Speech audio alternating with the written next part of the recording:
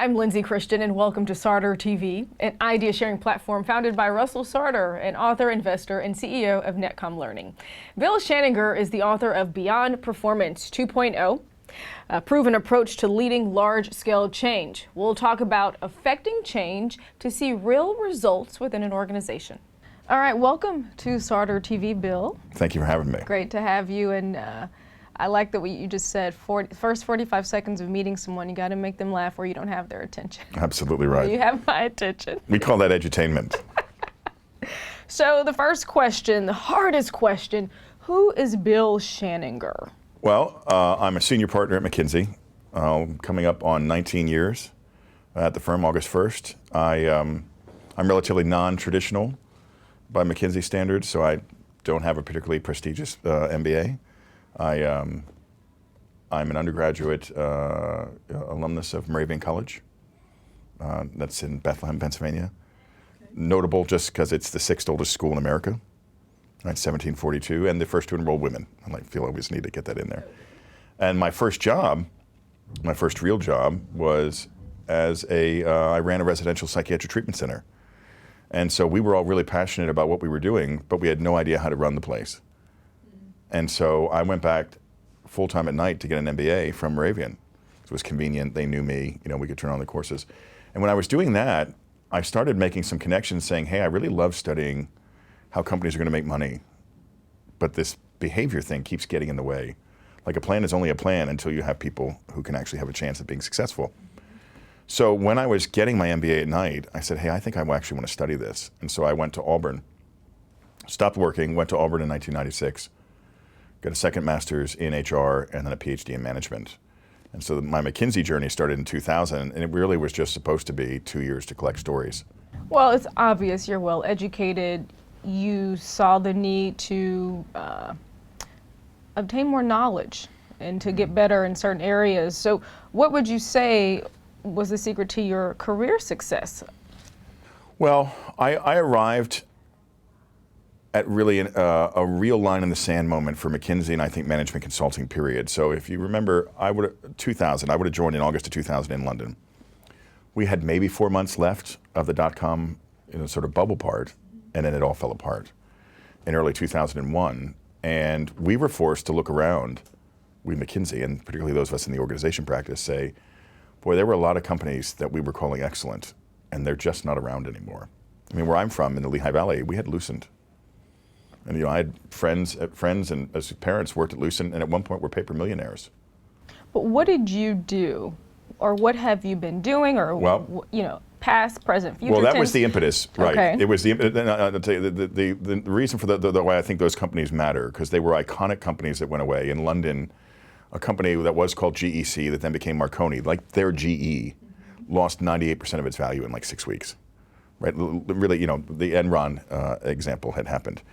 And so as a person who supposedly was a student and a deep thinker about why organizations behave the way they do, McKinsey had collected a couple of us together and said, listen, we want to get really deep in understanding what went wrong. And so our first push in terms of the background of this material, saying, could we go and look at companies that were previously called excellent and find out why some of them have remained excellent and why some just went away. And so we had gone all the way back to the early 80s and found our colleague's book, In Search of Excellence, written by Peters and Waterman. We took their list of companies, and then we went to the original Jim Collins book when he was still writing with Jerry Porras, and took their list of companies. We put them all together, said, okay, by 2001, what happened to those companies? And rough numbers, a third of them didn't exist, a third were struggling, a third were doing great. And when we looked at the ones that were doing great versus the others, there was one really simple truth. They paid attention to making money, but they really paid attention to how they made the money. Or in plain language now, how we're going to make money and how we're going to run the place. And the people that didn't exist anymore got myopically focused on just how they made money, and almost always the quarterly cycle. And they made really poor choices, almost always short-sighted choices. So but what did Bill do? What did you do, or what have you done to either help these companies and to thrive in your current role, to ascend to the level at which you are today? Well, I'm probably more predisposed to say we, but there were a couple of pretty important moments. A colleague and I had both just finished our PhDs, his in IO, mine in management. And we were given an opportunity by McKinsey to say, we want to start measuring this idea of how you run the place, what we called organizational health. And so we wrote the instrument that is now still used to this day called the Organizational Health Index.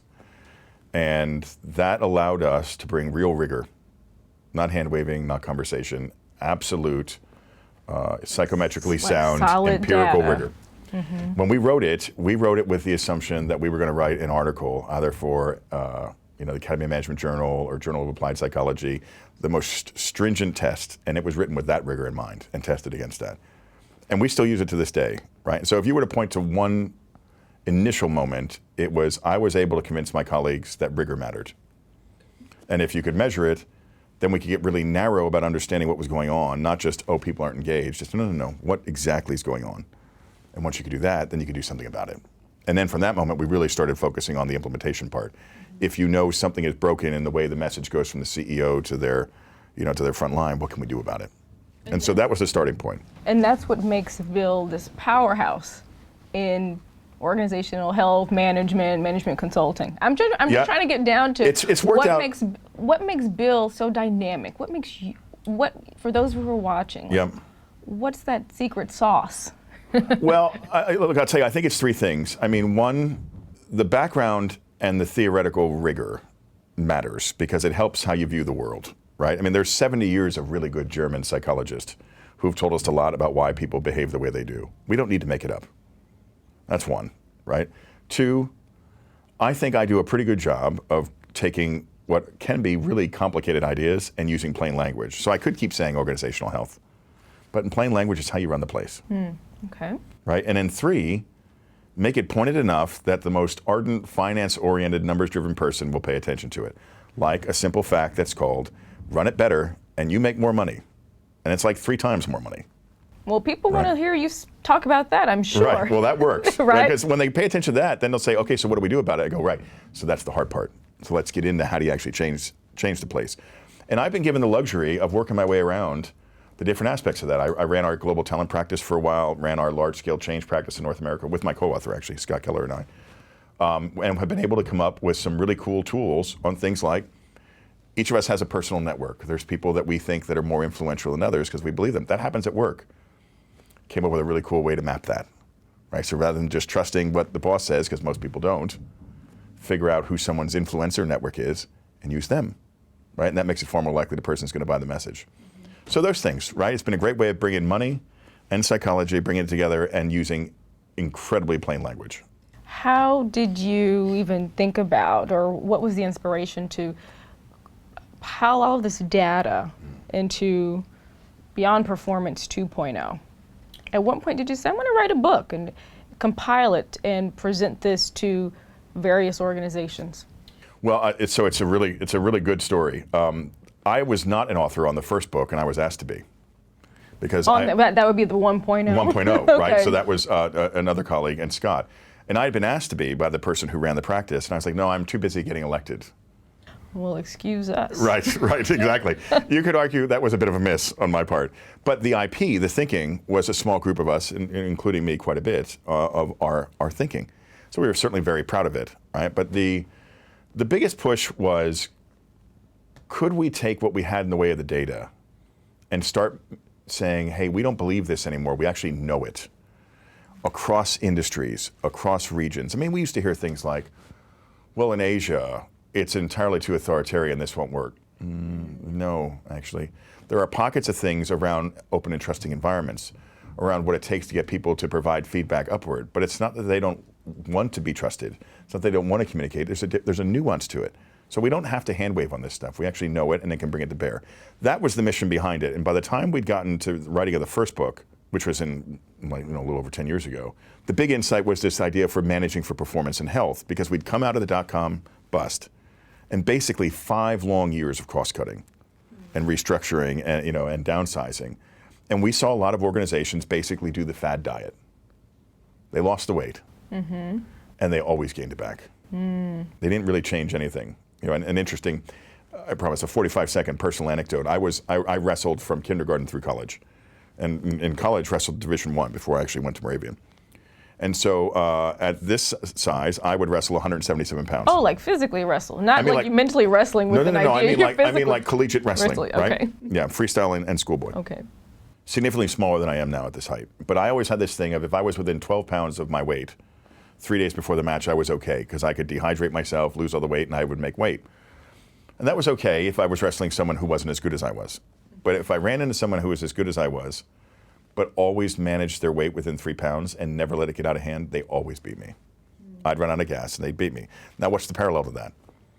In that cost-cutting environment, companies that changed their behavior and changed their culture to really understand they had to run it differently, that it wasn't something they endured, it was their new normal and they adopted it, they always succeeded. Is that how you would summarize the book in a sentence, is about looking at how to change internally? I think the summary is a two-parter. You are more successful when you run the place better. Okay. Changing the place to run it better is hard, but it is knowable and there's a proven formula. And when you follow that formula, it works. It works.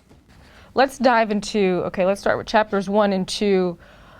You talk about this idea of large-scale change. What does it mean to lead large-scale change? Yeah, the size here, I mean, look, the principles in here would apply to anything. No doubt about it, because it's an approach, right? It's set an aspiration, take an honest look where you are, assess what you have to have in skills and mindsets to change, architect it in a way that you're changing the whole environment, it's digestible, push go on it in a way that you can really have measurement, accountability. That's an approach, and we can measure it and we know that works. The size of the change thing, though, what matters here is if it's too small, it will be ignored or delegated or pushed off as a sideline. So there is something here around, it needs to become central to the agenda. Now, for many organizations, unfortunately, it shows up as like an existential crisis. It has to be a significant change that you could see, touch, feel, hear, smell. Yes. And it's almost like changing the culture. 100%. It has to be one of those moments, I mean, again, we'll end up going back to the personal metaphor. It has to be the kind of moment when someone looks in the mirror and says, I cannot do this anymore, right? It's like that kind of pivotal moment where you really, maybe it's the first time the problem with an addiction actually puts down the glass and says, I'm really not. What would be an example that if a company looks at itself in the mirror, what would be considered a change it could make? Organizations that have had like sort of large-scale scandals, when it becomes clear and they get past trying to deflect it and come to grips with the depths of the cultural problems that led to it, whether it was an accounting crisis or an engineering crisis or a safety crisis. It could be that you've had either an activist shareholder show up and say you were on borrowed time. Could be the removal of a CEO. It could be a deal that goes through or doesn't go through, even worse. The kind of thing that says the shareholders will no longer accept what we have. And then you have a decision to make, because the positioning of the need for the change can be put in one of two ways. Now, it could be in crisis basis, and there's always don't let a crisis go to waste. True. But that tends to be discrepancy based, right? So there's two ways of thinking about it. There's an aspiration or there's a discrepancy. We go out of our way in the book to say, talk aspiration first. If I were to say to you, close your eyes and think about the most exciting time you've ever had at work. As you're thinking about it, you will smile. Mm-hmm. You'll literally have a physiological response to that excitement. So when you engage leaders to think about what's possible, even in this time of crisis, what could we possibly do? What would make them smile? What would make them smile? How great would it be? Mm-hmm. Now what do we got to do to get there? As opposed to, oh my God, we're about to be eaten. We know that prolonged stress only gets you so far, and you can do some miraculous stuff under prolonged stress. Our own natural sense of self-preservation is incredibly strong, and you can do amazing things. We see that when we look at people who work in energy companies and they come back from natural disasters. Can't do that forever, right? And so one of the damaging things about doing the discrepancy model, and we've had 20 years of advice from people in roles like mine saying, well, you have to create a burning platform. Really, that's the only way. Telling people that everything around them is on fire. Right? And so we've had, 2-3 generations of leaders who think the only way they get people to pay attention is to tell them that everything is going to hell. We would argue it's something different. But the scale, the delta from where you are to where you're going needs to be big enough that people go, I can't grin and bear this.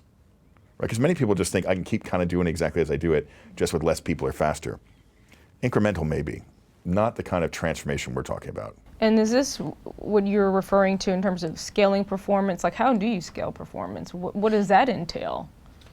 Well, I mean, one of them is it needs to be sufficient enough that you have no chance of doing it the old way of being successful. Let's just put it on that, right? There's no reasonable person could look at how you currently do it and go, oh yeah, this is going to work. I mean, it needs to be of that order of magnitude. Okay. Right?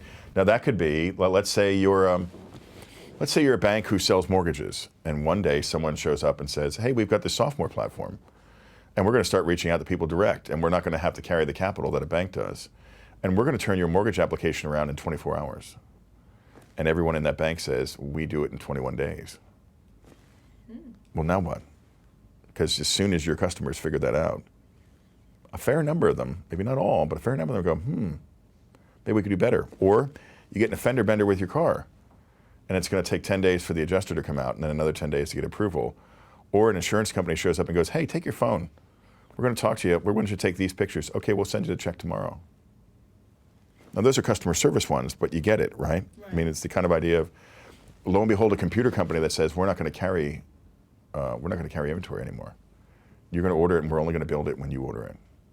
Dramatically changing. So when those sorts of like market-changing moments happen, it often forces companies that have been really good at doing what they did yesterday to say, well, we're either going to change or we are going out of business.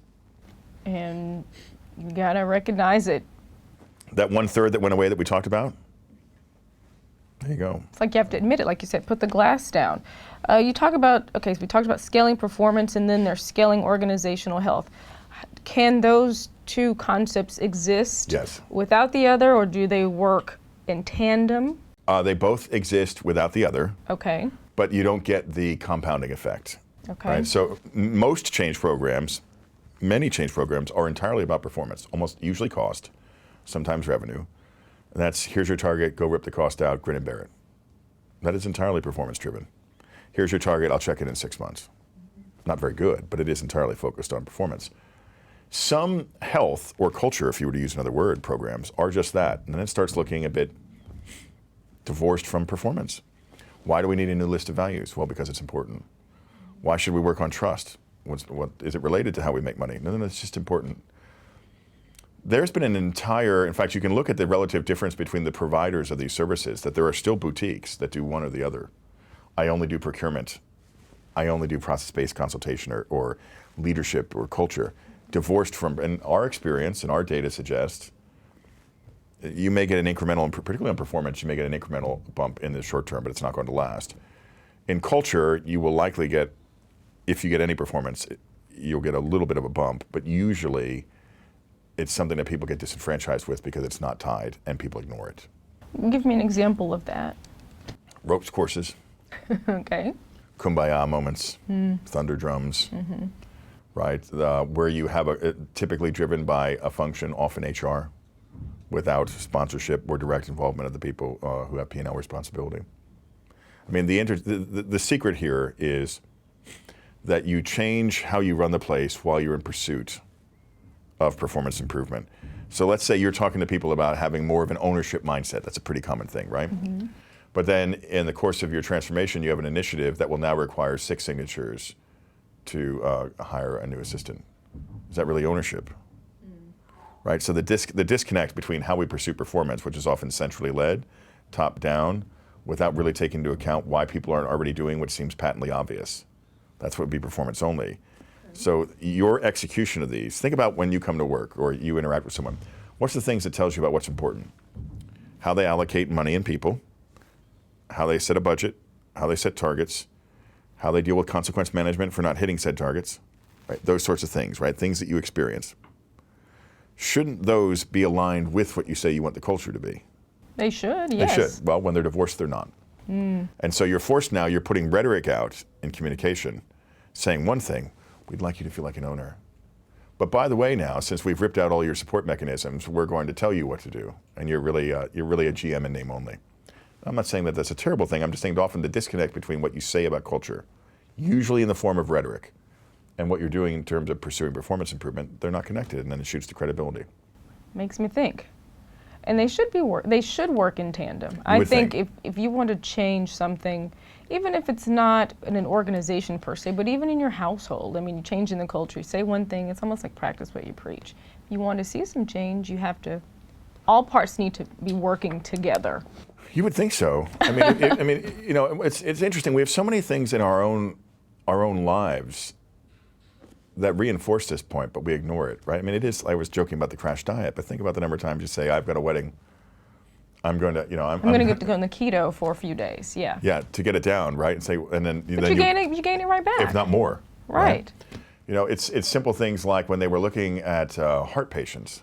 And it's an interesting thing about discrepancy. If you said to people, if you don't change, you are going to die, the recidivism rate there was incredibly high. If you said to them, think about why it would matter for you to be around. I'd like to walk my daughter down the aisle, dramatically higher. There is just something here around the mindset matters from the gate, right? Are you aspirational or are you discrepancy? And everything you do is wired into that. Just, why am I doing this? I'm behaving differently in pursuit of this, not just I'm doing this because. Let's talk about the 5 stages or frameworks in the change process noted as the 5 A's. Let's talk through those. Right.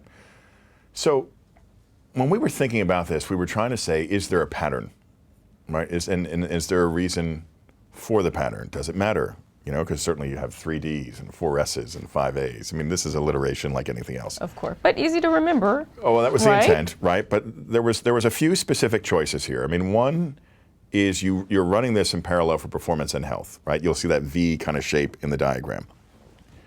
And then it said, actually, we think the order does matter, right? For instance, we want you to start with the aspiration first, not the baseline.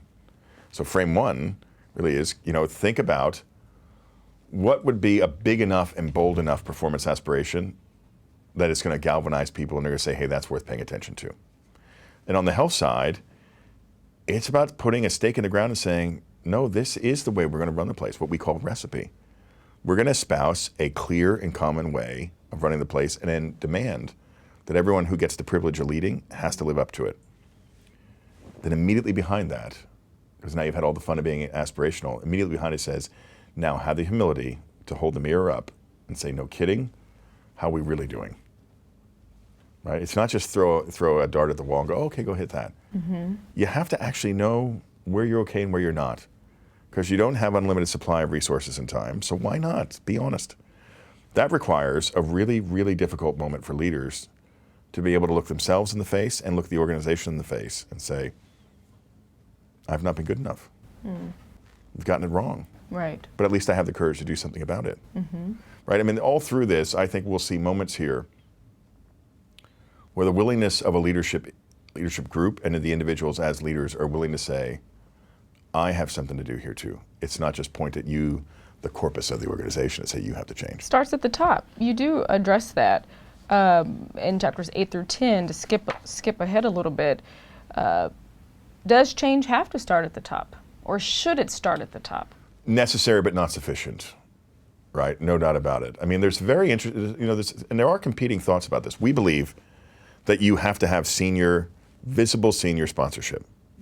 Necessary, not sufficient. We also know that many organizations, the water cooler is dramatically more important than what the senior leader says. The water cooler being the euphemism for the social network, the influencer network. So you need both.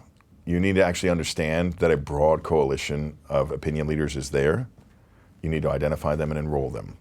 Not just engage, involve. But if the CEO should implement whatever he or she is putting forth for the company, right? I would think that that person would model whatever it is culturally, organizational, healthy, whatever that they should be modeling what they expect the rest of the company to do. The data would suggest that's not happening all that often. Why is that?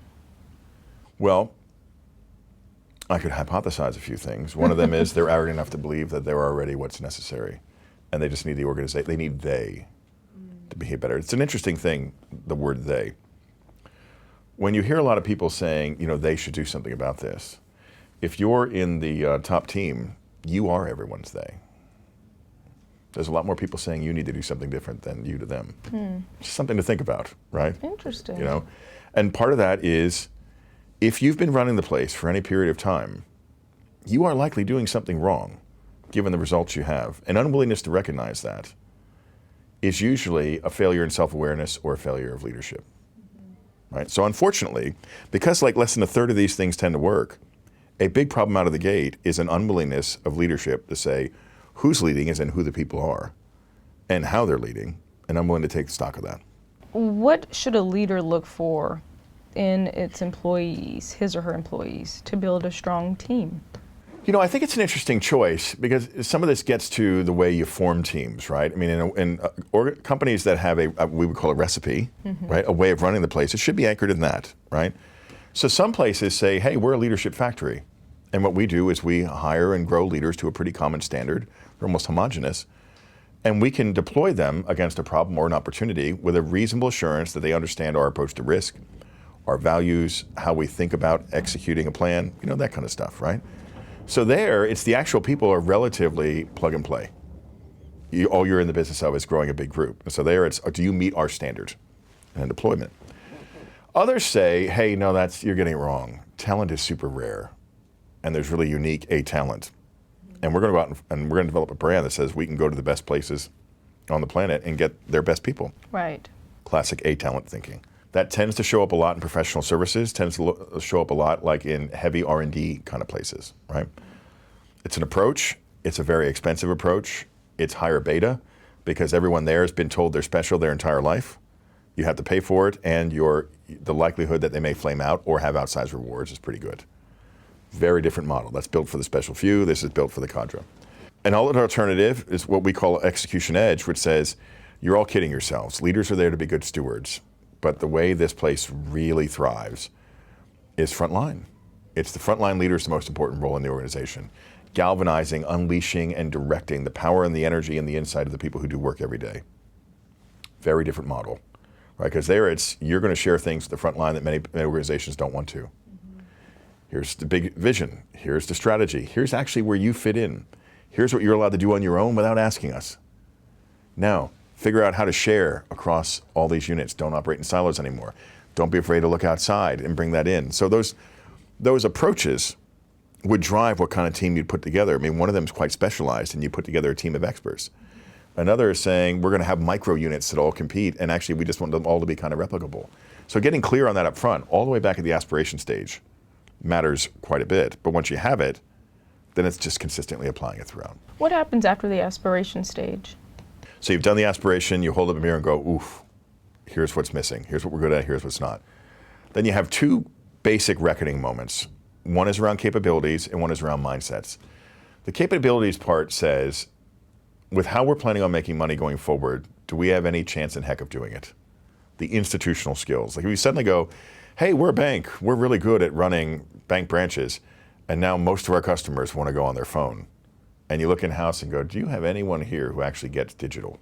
Mm-hmm. If you don't, you might want to get ahead of that. Right. That's the basics of institutional capabilities. The other half of that says, let's go back to those banks and say the people who are at the windows. The way that we're really going to improve our performance is help people every day, every touch, understand, we offer more than a savings account. We have checking, we have annuities, we have insurance. We can actually help you with these sorts of things here. If you have people who've been raised to believe that when the customers come in, it's in and out as purely transactional, they will find it personally difficult to take 30 seconds to say, hey, did you know, I've noticed this pattern. Mm-hmm. Did you know we could do that for you? There's usually some barrier mindsets that get in the way on why an otherwise well-intended person doesn't do what seems obvious. You said that barrier mindset. Well, the short version is not allowed, can't, won't. Is not allowed, can't, and won't. Mm-hmm. So if you say you are the point of contact, well, call centers are just like this, right? Think about call centers. We don't just want you to run the expert system. We want you to understand what's going on with the customer. Right. And if we have a chance to help them, tell them. And you look at it and go, why is this not happening? Captain Obvious walks in the room and says, literally, make sure our customer understands everything we can do for them. And when you write that out, tell the customer all the things that might help them. You'd say, well, who wouldn't want to do that? Right. Yet you have people who get up in the morning, put on the uniform, go to work and want to do a good job that don't. So you say, what's the 3 basic reasons? Not allowed. It's not my job. Somewhere when they were onboarded or through the boss that they've had, someone thinks literally it's not their job. Or well, that one's pretty straightforward to fix, right? You fix its role clarity, you fix the job spec. Mm-hmm. But what if that's not how we do it around here? That's a lot harder. because that's like passed on through oral tradition. We don't correct colleagues. We don't waste the customer's time. That's what the personal bankers do. Stay away from that. Way harder. Way harder. But once you know it, at least you can then correct it. Now let's just say it's not that one. And they say to you, oh yeah, I'd love to do it, but you know, I've got all those forms to fill out. It's really important and I don't have the time. I need to hire somebody else. I don't have the resources. Or maybe sometimes I'm a little uncomfortable because I don't feel like I know the product suite. I can't because I don't have the time, I don't have the resources, I don't have the skills. If someone's telling you they don't have the time or they don't have the resources, what they're really telling you is, your list is different than my list. And my priorities are more important. Right. Right? Because at the end of the day, I'm optimizing for me. Because don't we all want to get a good review or, Of course. right? Now, those two are at least addressable. And if you can get a hold of that by asking, how would you know? You'd ask. If you can get a hold of it, you can do something about it. The last one is the hard one, and this is where I actually think derails some of the more challenging change programs, because it requires people personally to interact with other people differently. Let's just say we said we'd like the performance to matter a little bit more, right? We're going to have less of us. We need each of us to pull our own weight. And we want to have conversations not once a year, but like once a week, once a month about how it's going. Honest conversations. How is it going? And you could have someone say, yeah, no, I'm not doing that. And now they're not going to tell you that directly. They'll just avoid doing it. And when you ask them about it, if you get them to be honest, and this requires a good leader who can actually create enough trust to say, I'm not going to hang you out.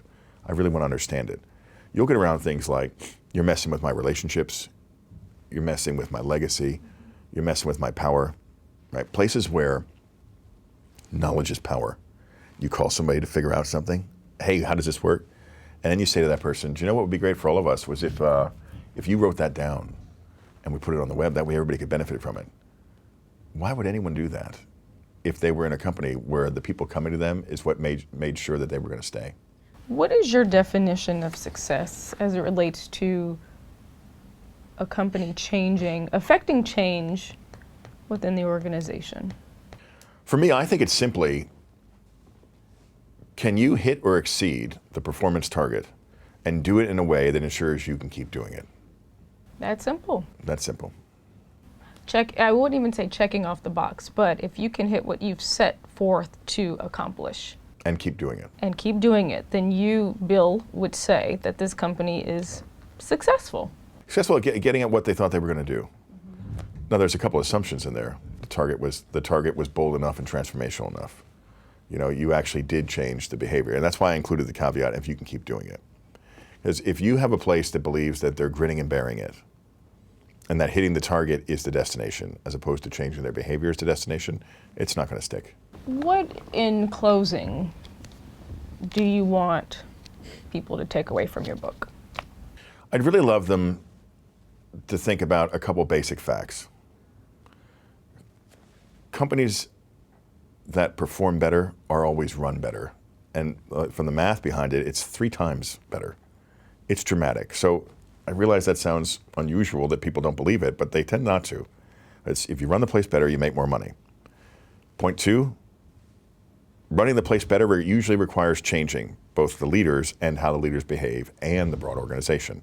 Okay. And that gets to the hard part, which is only 30% of change programs work, except when you follow this, and we've been studying this now for going on nearly 20 years, you follow what's laid out in here, we see success rate nearly 80%, right? And that's why we feel obligated for our clients, and now more broadly, to say there is a better way to do this, and it does work. It requires humility, requires discipline and stick-to-itiveness, but it does work. And that's why we took the time to write it. Bill Schaninger, co-author, I should say, of Beyond Performance 2.0.